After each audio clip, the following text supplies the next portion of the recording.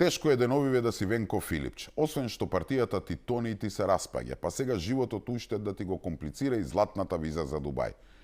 И уште потешко поради фактот што те фатија жив дека фамозната 10-годишна виза не е од ефтините, затоа што на неја пишува дека е добиена преку само спонзорирање.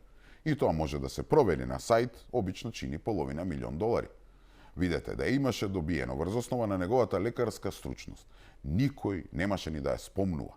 Што ни се буни некој за другите доктори во Македонија кои имаат скапи хобија. Кај Филипче станува збор за друга приказна.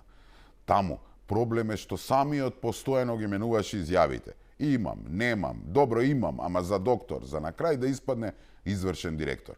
И сега кога го фативме на дело, наместо одговор или демант, Филипче и неговата партија влегува во лов на вештерки и повторно отворија кавга со нас и во својот параноичен стил обвинија дека ова било дело на израелската разузнавачка приватна компанија. Не сваќаа дека токму тоа соопштение на СДСМ е директна потврда на тоа што го објавивме. Затоа што според нив ВМРО ДПМН ангажирало израелски приватен Мосад за да ете преку нас во Алфа вади афери за Филипче. А нема ниту збор за златната виза, ниту збор за фамозната неурофирма од Дубај, ниту збор за извршниот директор.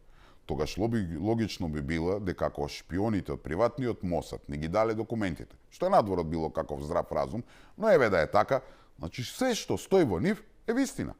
СДСМ и Филипче не ја спорат автентичноста на документите или тоа што е во нив, туку се занимаваат со тоа кој не ни ги дал, кој ни подкажал и слично.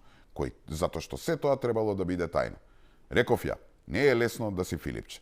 За само една недела на живо да те фатат за 3 лаги и не е баш лесно. Како беше фамозната изјава, вистината како шило, ке боде, лево, десно, напред, назад, ама на крај ке исплива. Кутар, СДСМ.